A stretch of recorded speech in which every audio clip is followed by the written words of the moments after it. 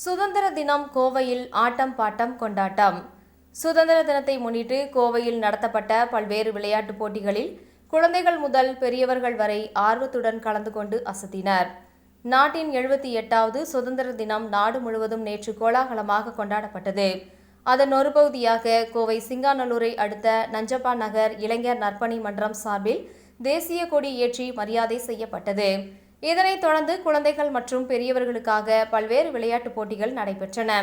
ஓவிய போட்டி, ஓட்டப்பந்தயம், பலூன் உடைத்தல், ஊசி கோர்த்தல், ஸ்லோ சைக்கிள் உள்ளிட்ட போட்டிகள் குழந்தைகள் ஆர்வத்துடன் கலந்து கொண்டு தங்கள் திறமைகளை வெளிப்படுத்தினர். பெண்களுக்கு லெமன் ஸ்பூன் விளையாட்டுப் போட்டியும், ஆண்களுக்கு கண்ணை கட்டியபடி பானை உடைத்தல் போட்டியும், இருபாலருக்கு லக்கி கார்னர் போட்டியும் நடத்தப்பட்டன. இதனைத் தொடர்ந்து குழந்தைகளின் கலை நிகழ்ச்சிகள் நடைபெற்றது. பல்வேறு போட்டியில் வெற்றி பெற்ற குழந்தைகள் மற்றும் பொதுமக்களுக்கு முன்னாள் எம்எல்ஏ நா. கார்த்திக், கவுன்சிலர் சிவா, ஆதி மகேஸ்வரி ஆகியோர் பரிசுகளை வழங்கினர். ஆண்டுதோறும் சுதந்திர தின விழாவின் போது பகுதி மக்கள் ஒருங்கிணைந்து விளையாட்டுப் போட்டிகள் நடத்துவது ஒற்றுமை உணர்வை அதிகரிப்பதாக நஞ்சப்பா நகர் இளைஞர் நற்பணி மன்றத்தினர் தெரிவித்தனர்.